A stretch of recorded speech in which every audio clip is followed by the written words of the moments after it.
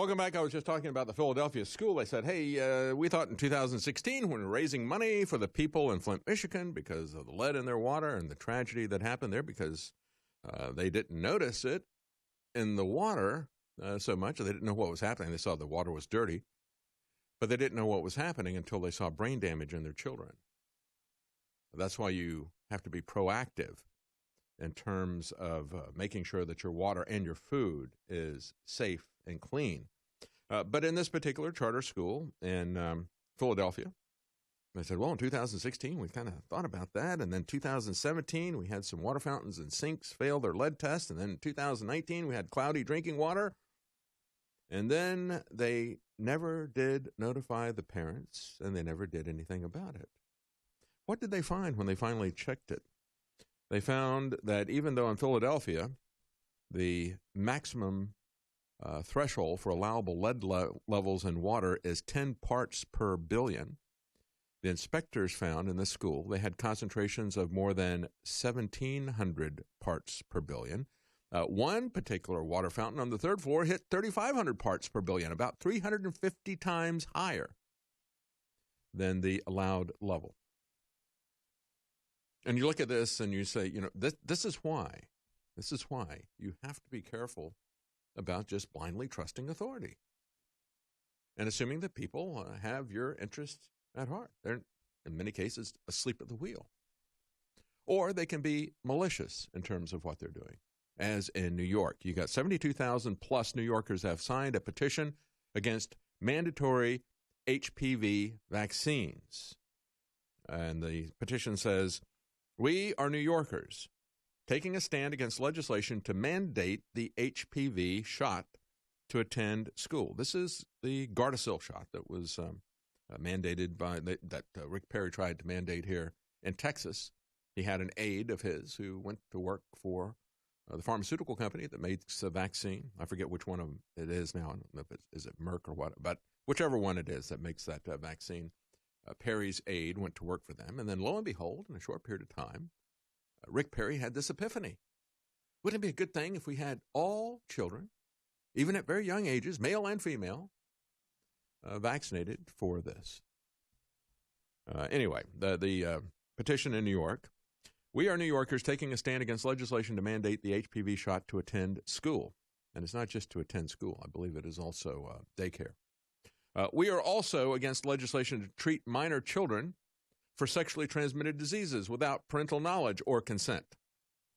These two bills trample on parental rights and medical freedom, and the government has no place in making medical decisions for our families. 72,000 people have already signed that. It's still growing. I don't know that they really care what you think, quite frankly. But just consider the fact that HPV can only be transmitted through sexual intercourse. And yet the government is calling for kids to be injected with this vaccination by the age of 9. What does that say about the schools? Well, I think it says quite a bit. And just think about the fact that you entrust your kids to this kind of environment, these kind of brave new schools, where the administrators themselves said, well, they might be at 9 years old, they might be getting sexually transmitted diseases. What kind of a school are you running here? Why would I turn my kids over to you? Absolutely insane. When we come back, we're going to talk about, are you concerned about protecting their bodies? How about protecting their minds and their souls? Kanye West had something very important to say on Sunday about that very thing. I want to talk about that when we come back. Stay with us. We'll be right back. I just talked about a school in Philadelphia where they found out after a period of 3 years, they had warnings for 3 years. It looks like this water is bad. It turns out it was about 350 times the level of lead that the government said was the maximum safe that you could have. But they were concerned about it. You ought to get around to testing that at some point in time. And you look at that, and I have to say, when we look at that and we look at what's going on in New York, where they're mandating that you have to get vaccines now. First, they mandated MMR, measles, mumps, rubella. Said you got to get that, or you're not going to go to any private schools or public schools or even get into daycare. You get your MMR vaccine.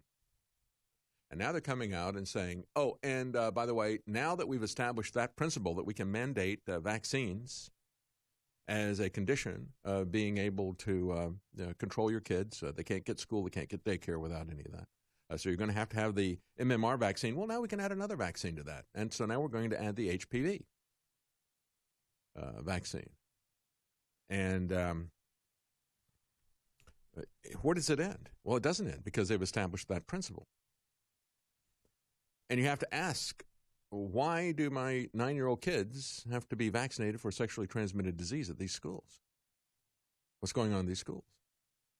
I said, you need to be concerned not only about your kids' bodies, but you need to be concerned about their minds and their souls. And just like these people who saw the warning signs about lead in the water, it kind of tasted funny. It looked kind of strange. These schools, folks, do not pass the sniff test in what they're teaching your kids, what they're putting in their minds, what they're doing to their souls. Yeah, this whole thing about this transgender thing being taught to kids in kindergarten, that kind of smells and looks kind of funny. It is funny. It's an abomination. And you better wake up. How long is it going to take you to respond to this before there is harm done to your children, before they're sexually molested in these brave new schools, before they are mentally, psychologically, and spiritually molested in these brave new schools? Do you take that as seriously as you do lead in the water? The garbage in the curriculum?